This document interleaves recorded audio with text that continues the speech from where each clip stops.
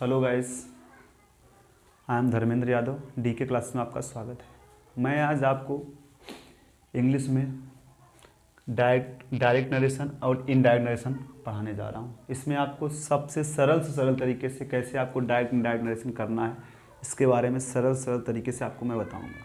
तो first of all आपको ये समझना है कि इनकी डिफिनेशन के बारे में। डायरेक्ट नरेशन क्या होता है, इनडायरेक्ट नरेशन क्या होता है। डायरेक्ट नरेशन क्या होता है फ्रेंड्स, इनके बारे में जानने के लिए first of all we will take example.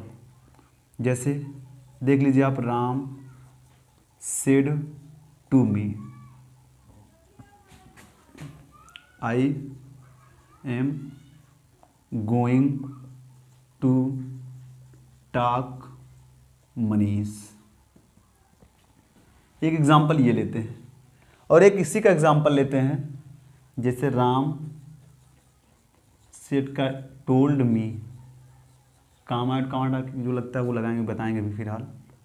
He was going to talk Manish.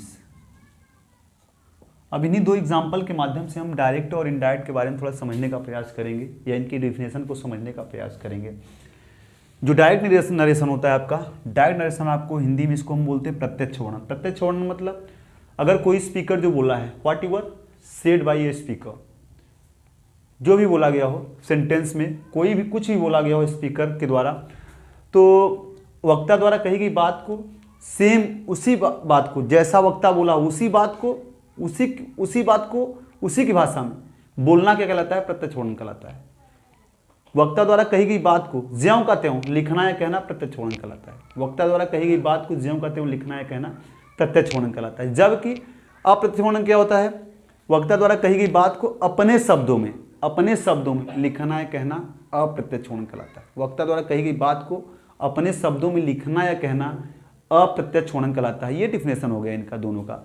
अब डायरेक्ट और इनडायरेक्ट कैसे देखिए आप, जैसे देखिए friends, Ram said to me, Ram ने मुझसे कहा, I am going to talk Manish, मैं मनीष से बात करने जा रहा हूँ। वो बोल रहा है, राम बोल रहा है कि मैं मनीष से बात करने जा रहा हूँ।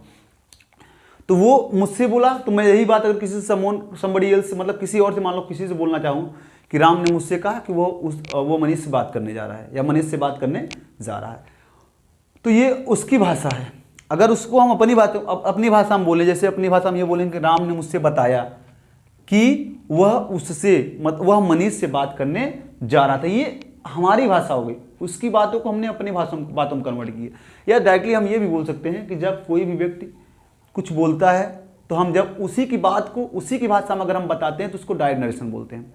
अगर कोई व्यक्ति कुछ बोलता है, उसी की बात को हम अपनी भाषा में अगर व्यक्त करते हैं, अपनी भाषा में बताते हैं, उसको हम लोग इनडायरेक्ट नरेशन बोलते हैं। जैसे कि यहाँ देखिए, डायरेक्ट नरेशन के बारे में अगर एग्जाम्पल लेते हैं, ये डायरेक्ट नरेशन का एग्जाम्पल है। जैसे मान लीजिए आप, Ram said to me, Ram ने मुझसे कहा। अब इसमें सबसे बड़ी बात क्या होती है फ्रेंड्स, इसमें सब्जेक्ट के बारे में, जो बोलने वाला होता है उसको हम लोग स्पीकर बोलते हैं। क्या बोलते हैं? स्पीकर बोलते हैं। या तो स्पीकर को एक चीज और बोलते हैं, रिपोर्टिंग वर्ब का सब्जेक्ट बोलते हैं। या इसको सब्जेक्ट बोलें, वो भी किसका सब्जेक्ट बोलेंगे? रिपोर्टिंग वर्ब का। या तो रिपोर्टिंग वर्ब का इसको सब्जेक्ट बोलें या इसको स्पीकर बोलें। इसके बाद सेड आता है, सेज आता है, समथिंग जो भी आता है, इसको हम लोग रिपोर्टिंग वर्ब बोलते हैं। क्या बोलते हैं? रिपोर्टिंग वर्ब बोलते हैं। इसके बाद नंबर आता है लिसनर। अगर रिपोर्टिंग वर्ब बाद ऑब्जेक्ट आया तो उसी को हम लोग क्या बोलते हैं? लिसनर बोलते हैं। लिसनर को ऑब्जेक्ट के नाम से भी जानते हैं फ्रेंड्स। इसके बाद नंबर आपका आता है, देखिए ये डायरेक्ट नरेशन के पार्ट हैं। डायरेक्ट नरेशन के पार्ट हैं आपके सब्जेक्ट प्लस रिपोर्टिंग वर्ब। उसके बाद आपका लिसनर आया। लिसनर को हम लोग क्या बोलते हैं? ऑब्जेक्ट बोलते हैं। किसका ऑब्जेक्ट बोलते हैं? रिपोर्टिंग वर्ब का ऑब्जेक्ट बोलते हैं। लिसनर को हम लोग क्या बोलते हैं? ऑब्जेक्ट बोलते हैं। डबल इन्वर्टेड कामा के अंदर, डबल इन्वर्टेड कामा के अंदर जो भी वाक्य होता है, इस पूरे वाक्य को, इस पूरे सेंटेंस को हम लोग क्या बोलते हैं? रिपोर्टेड स्पीच बोलते हैं। इस पूरे वाक्य को रिपोर्टेड स्पीच बोलते हैं। रिपोर्टेड स्पीच ना, तो आपको ये हो गया डायरेक्ट नरेशन का सिंपल सा मतलब, पहचानेंगे कैसे कौन सा डायरेक्ट नरेशन में, कौन सा इनडायरेक्ट नरेशन में है। तो डायरेक्ट नरेशन में हमेशा ध्यान रखना क्या कुछ न कभी क्या कहीं ना कहीं क्या डबल एंडेड कामा लगा रहेगा, कामा भी रहेगा इसमें, रिपोर्टिंग वर्ब होगा, सब्जेक्ट होगा, सब्जेक्ट को हम लोग स्पीकर बोलेंगे।